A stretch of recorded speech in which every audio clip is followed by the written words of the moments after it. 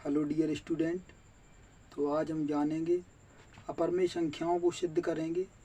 तो सभी प्रकार की अपरमेय संख्याओं के बारे में जानेंगे, जैसे कि किसी एक संख्या पर अंडर रूट लगा होता है, या किसी परमेय संख्या के साथ में कोई एक अपरमेय संख्या लिखी होती है तो उसको अपरमेय सिद्ध करना है, या फिर दोनों संख्याएं अपरमेय संख्याएं हैं, वो या तो जोड़ी गई हैं या घटाई गई हैं, तो उसको अपरमेय सिद्ध करना है।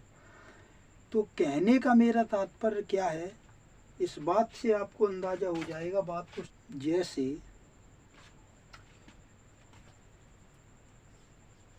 केस फर्स्ट,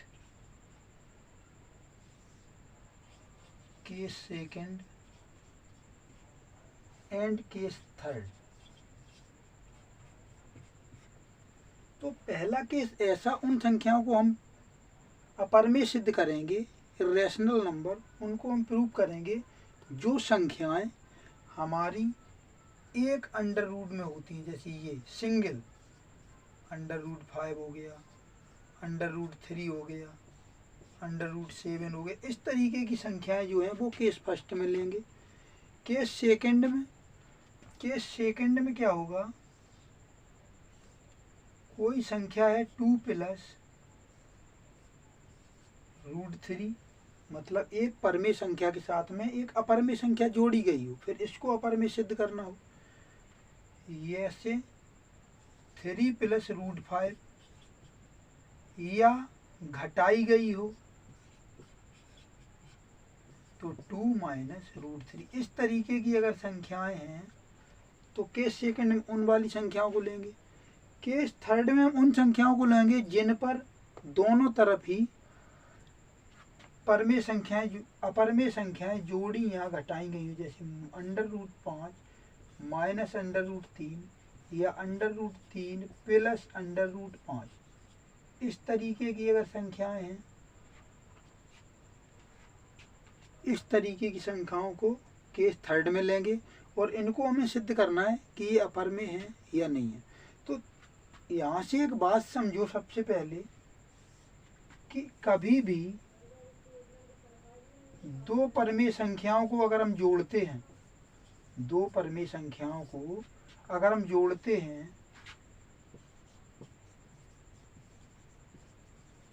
तो परमेय संख्या मिलती है। अगर हम दो परमेय संख्याओं को जोड़ेंगे तो परमेय संख्या मिलती है। दो परमेय संख्याओं को घटाते हैं तो परमेय संख्या मिलती है। दो परमेय संख्याओं का गुणा करते हैं तो मुझे परमेय संख्या मिलती है, और दो परमेय संख्याओं का भाग करते हैं तो भी परमेय संख्या मिलती है। ये बात समझ में आ गई होगी। ऐसे ही अगर अपनी बात में करूं तो अपरमेय संख्या क्या है, अपरमेय संख्या अगर किसी एक परमेय संख्या में, परमेय संख्या जिस पे रूट नहीं लगा होता है उसको हम परमेय संख्या कहते हैं। जो परमेय संख्या पी बाई क्यू के फॉर्म में लिखी जाए और पी और क्यू दोनों सहअभाज्य संख्याएं, दोनों पूर्णांक हो, जहाँ क्यू 0 के बराबर ना हो। परमेय संख्या जो होती है वो पी अपॉन क्यू के फॉर्म में तो लिखी जाए, पी अपॉन क्यू के फॉर्म में, और पी और क्यू दोनों पूर्णांक हों।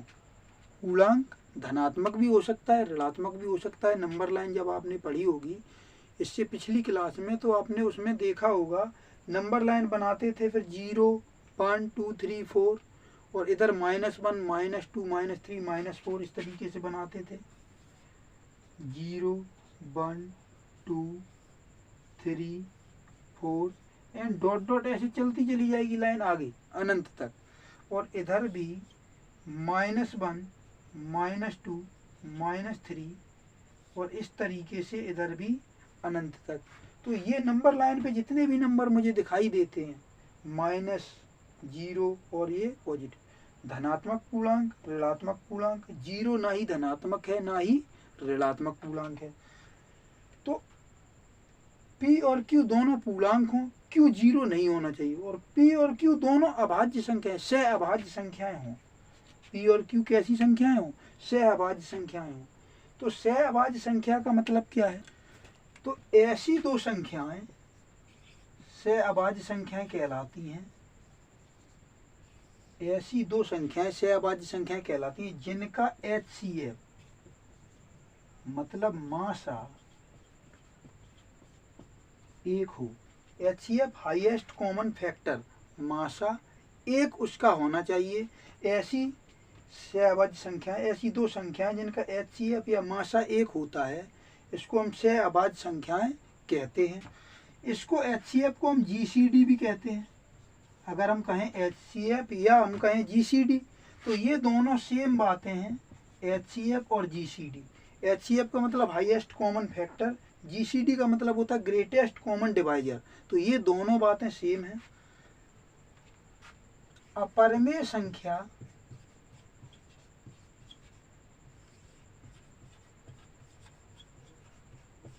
जिसको P बाई Q की फॉर्म में न लिख सकें, अपरिमेय संख्याएं होती हैं। जैसे अपरिमेय संख्या क्या है? परिमेय संख्या में अगर अपरिमेय संख्या जोड़ दी जाए, परिमेय संख्या में अगर अपरिमेय संख्या जोड़ दी जाए तब भी मुझे क्या मिलेगा? अपरिमेय संख्या मिलेगी। परिमेय संख्या में अपरिमेय संख्या घटा दी जाए तब भी अपरिमेय संख्या मिलेगी। परिमेय संख्या में अपरिमेय घटाएंगे तब भी अपरिमेय संख्या मिलेगी। परिमेय संख्या में अपरिमेय संख्या से गुणा कर दिया जाए तब भी अपरिमेय संख्या ही मिलेगी, और परिमेय संख्या में अपरिमेय संख्या से भाग कर दिया जाए तब भी अपरिमेय संख्या ही मिलेगी। इस बात को हम ऐसे भी कह सकते हैं कि अपरिमेय संख्या में परिमेय संख्या अगर जोड़ दी जाए तब भी अपरिमेय संख्या मिलेगी। अपरिमेय संख्या में परिमेय संख्या घटा दी जाए तब भी अपरिमेय संख्या मिलेगी। अपरिमेय संख्या में परिमेय संख्या से गुणा कर दिया जाए तब भी अपरिमेय संख्या मिलेगी, और अपरिमेय संख्या में परिमेय संख्या से भाग कर दिया जाए तब भी अपरिमेय संख्या मिलेगी। जैसे दो एक परिमेय संख्या है और √3 एक अपरिमेय संख्या है, और दोनों को अगर हम जोड़ दें तो 2 + √3 एक ये अपरिमेय संख्या होगी। 2 परिमेय संख्या, √3 अपरिमेय संख्या। परिमेय संख्या में से अपरिमेय संख्या को घटा दें तो 2 - √3 संख्या बनेगी, ये भी अपरिमेय संख्या होगी। 2 परिमेय है, √3 अपरिमेय है, इन दोनों का गुणा करें तो 2 √3 बनेगा, ये भी अपरिमेय संख्या बनेगी। परिमेय संख्या में अपरिमेय संख्या से भाग दो तो 2, और भाग कर दो इसमें √3 से, तो ये भी अपरिमेय संख्या होगी। यहाँ तक की बात क्लियर हो गई होगी। तो अब केस फर्स्ट के सवालों की चर्चा करते हैं। तो केस फर्स्ट में हमने क्या बताया? केस फर्स्ट में हमने बताया कि ऐसी संख्याएं जिसमें सिंगल अंडर रूट में हो, √2, √3, √5, ऐसे ही डिवाइड में भी हो 1/√2, 1/√3, 1/√5, इस तरीके से भी हो, तो वो सारी संख्याएं हम केस फर्स्ट में लेंगे। आइए देखते हैं। सवाल ये है कि सिद्ध कीजिए कि √5 एक अपरिमेय संख्या है। तो केस फर्स्ट में इस तरीके के सवाल आएंगे, सिंगल अंडर रूट में होगी कोई संख्या। तो कोई भी संख्या जब सिंगल अंडर रूट में दिखे तो सबसे पहले काम ये करना है कि √5 को अपरिमेय सिद्ध करना है, तो आप परिमेय मान के चलना है इसको। तो सबसे पहले इसको परिमेय मान के चलेंगे, तो माना √5 एक परिमेय संख्या है।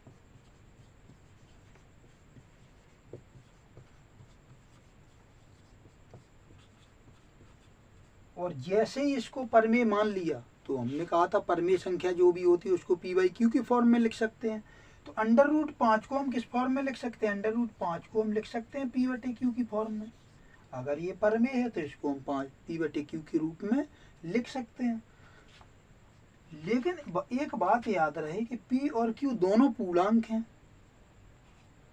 P और Q दोनों पूर्णांक हैं, और P व Q सहअभाज्य संख्याएं हैं, सहअभाज्य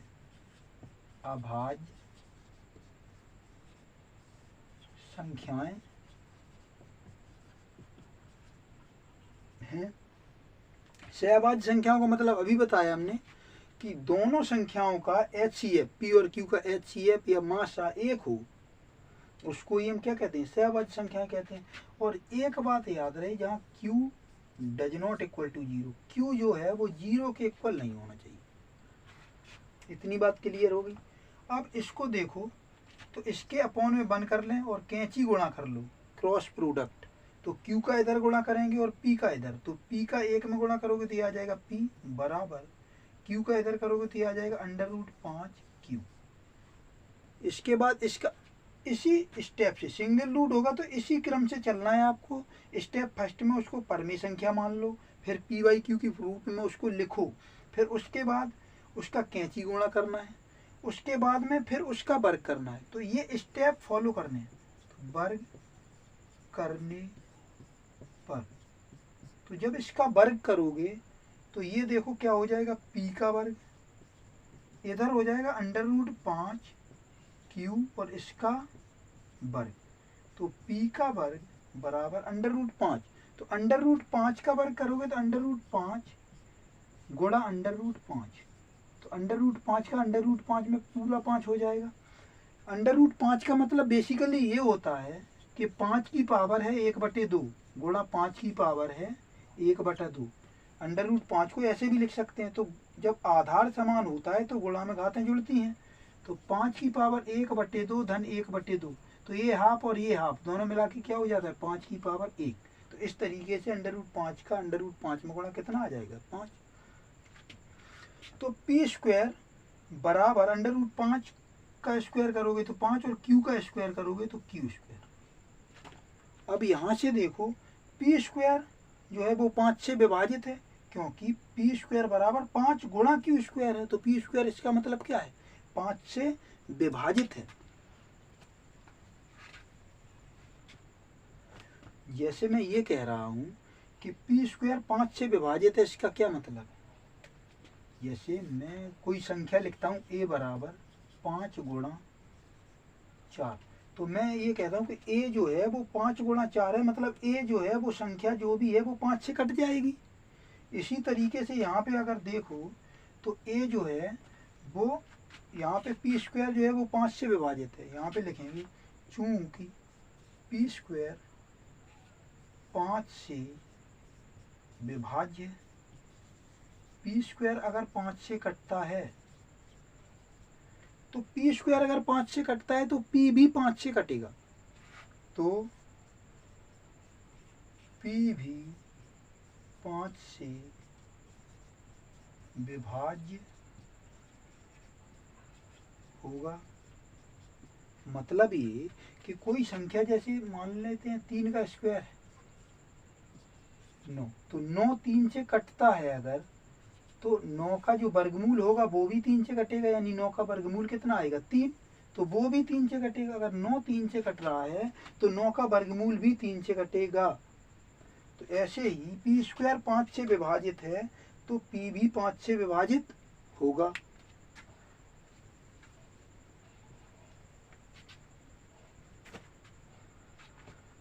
अब अगर P 5 से विभाजित है तो P अगर 5 से विभाजित है तो P बराबर हम मान लेते हैं कुछ, P बराबर हमने मान लिया 5R, 5R, क्योंकि P 5 से विभाजित है।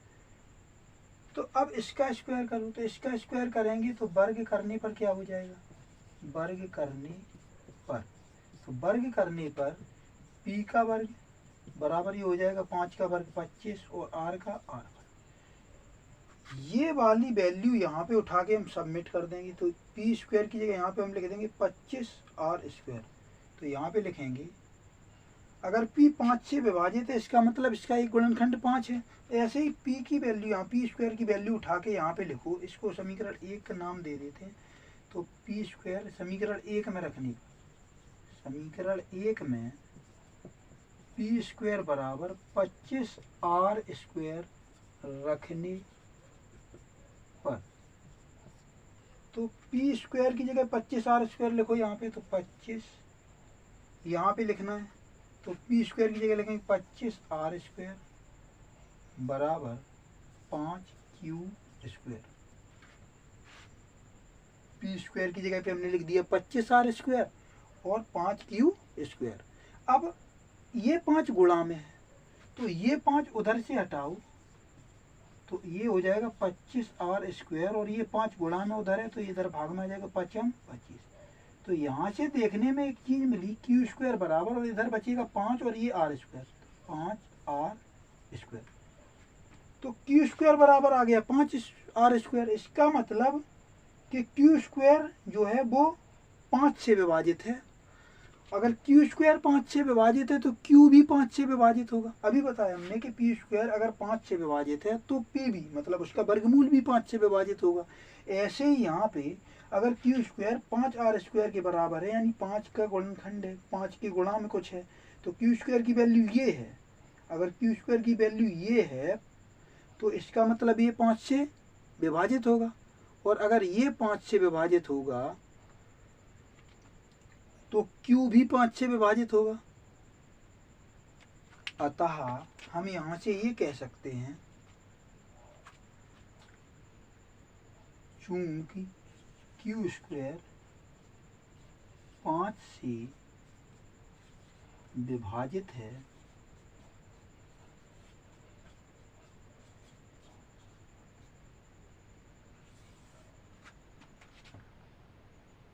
अतः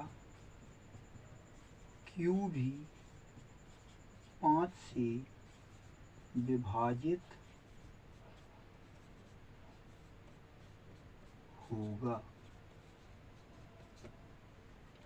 और q भी 5 से विभाजित होगा। p भी 5 से विभाजित है, p भी 5 से विभाजित है, तथा q भी 5 से विभाजित है।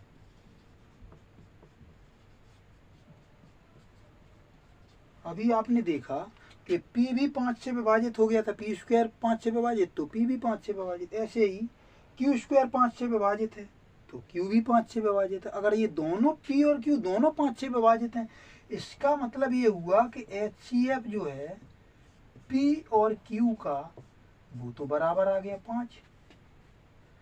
जबकि हम मानकर चले थे HCF जो है p और q का वो बराबर था 1, लेकिन ये तो सत्य नहीं है। अतः उपयुक्त तथ्य का, जो हम मान के चले थे उस तथ्य का, अतः उपयुक्त तथ्य का विरोधाभास करता है, विरोधाभास करता है। इसीलिए √5 एक अपरिमेय संख्या है।